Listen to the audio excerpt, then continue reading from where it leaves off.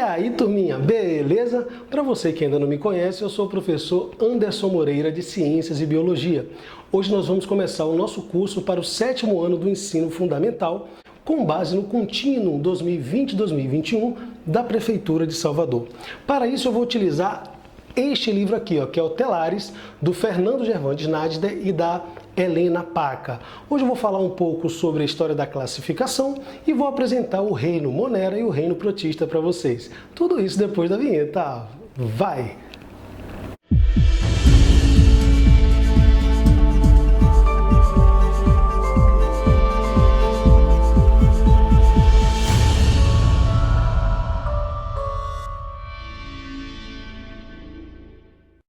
Então, galera, estamos lá no século XVIII, quando Carvon Linné, o Linneu, classificou os seres vivos em 7 categorias taxonômicas. São elas: reinos, filos, classes, ordens, famílias, gêneros e espécies. Precisamos decorar essa ordem. Dê uma olhadinha nesse diagrama com círculos concêntricos, que ele passa essa ideia clara de que uma categoria comporta a outra. Por exemplo, um organismo de mesma espécie, ele obrigatoriamente pertence ao mesmo gênero, que pertence à mesma família, à mesma ordem, classe, filo e reino, tá? Vou lhe dar aqui duas frases, dois macetes aqui para você decorar. Primeiro, de cima para baixo, ó. Rei filósofo classificou de ordinários famosos generais espartanos. Assim você tem as iniciais aqui que ajuda você a decorar. Ou de baixo para cima, que eu acho essa frase ainda mais divertida: é gostoso fazer ousadia com a filha do rei ou com o filho do rei. Então, seja de cima para baixo ou de baixo para cima, você consegue decorar as categorias taxonômicas. Vamos para um exemplo. Vou pegar o cão doméstico, tá? Que é o Canis familiaris. A espécie é Canis familiaris. Qual é o gênero? Canis. Qual é a família? Canidae. Se escreve Canidae, mas não se pronuncia o A. Canidae. A ordem carnívora, porque ele é carnívoro. A classe mamália, porque são mamíferos, tá? O filo é cordados ou cordata, porque eles apresentam uma notocorda, que é uma estrutura que será substituída posteriormente pela coluna vertebral. Então eles são cordados e todos pertencem ao reino animal. Vamos ver como é que fica a classificação nossa dos seres humanos. A espécie. Oh, meu Deus. Sai do microfone. Dá um pause aí, garoto. Dá um pause aí. Então, vamos aí, ó. É ao vivo é assim mesmo, ao vivo. A espécie dos seres humanos é Homo sapiens, o gênero é Homo, a família é Hominidae, se escreve Hominidae, mas é Hominidae. A ordem primata, nós somos primatas. A classe mamália, porque somos mamíferos, filo também dos cordados e pertencemos ao reino animal. Então, com esses dois exemplos aí, espero que tenha ficado claro como é que funciona o sistema de classificação, as categorias taxonômicas do Linneu, tá? Anderson, e o que é uma espécie? Uma espécie, gente, são conjuntos de indivíduos semelhantes que se reconhecem e se intercruzam em ambiente natural, produzindo uma descendência fértil. Então, para considerar da mesma espécie, é preciso gerar uma descendência fértil. Se você pegar, por exemplo, uma égua com um jumento, ele vai dar origem à mula ou burro, mas é um descendente infértil. Então, não posso dizer que jumento e a égua, por exemplo, porque ecos cabalos e ecos ásinos, não vai produzir uma descendência fértil, vai produzir um híbrido, tá bom? Então vamos lá.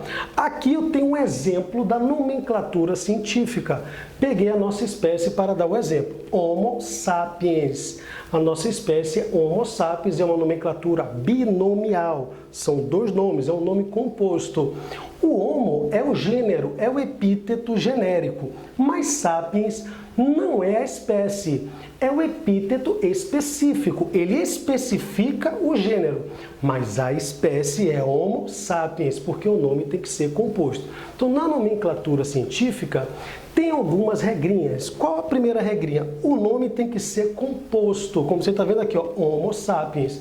O nome tem que ser composto, latinizado. Homo sapiens quer dizer homem sábio em latim. Então o nome é composto, latinizado e vem destacado no texto. Ele pode vir em negrito, pode vir em itálico, aquela letrinha assim igual a Michael Jackson assim descendo. Opa,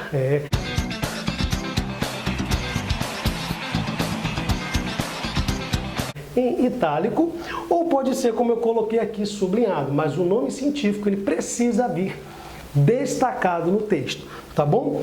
E o que é mais importante na nomenclatura científica é que é uma nomenclatura universal.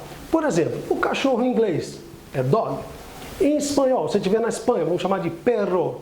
Aqui no Brasil, de cão, cachorro. Mas se você falar canes familiares, é o nome científico em qualquer lugar do planeta. É uma nomenclatura universal. Beleza, pessoal? E agora eu vou apresentar para vocês o reino Monera e o reino Protista. O reino Monera, Monera significa solitário, porque esses organismos são unicelulares. O reino Monera é o grupo das bactérias, os procariotos. Pro quer dizer primitivo, cárion, núcleo. São aqueles organismos que não apresentam núcleo. Eles antecedem os eucariotos na história da vida. Então, são as bactérias, procariotos, não possuem núcleo. Olha, vamos dar uma olhadinha aqui no esquema. Aqui eu tenho uma bactéria. Ela tem DNA, mas não tem núcleo. O DNA é disperso, é difuso no citoplasma. Então eu chamo de material genético difuso. Aqui está o DNA circular. Tá? Essa bactéria tem membrana plasmática, ela tem parede celular e apenas um organóide citoplasmático, que são os ribossomos, porque a estrutura universal do mundo vivo. Os ribossomos são aqueles organoides responsáveis pela síntese de proteínas, pela produção de proteínas, tá? Eles são unicelulares, microscópicos, só podem ser vistos ao microscópio.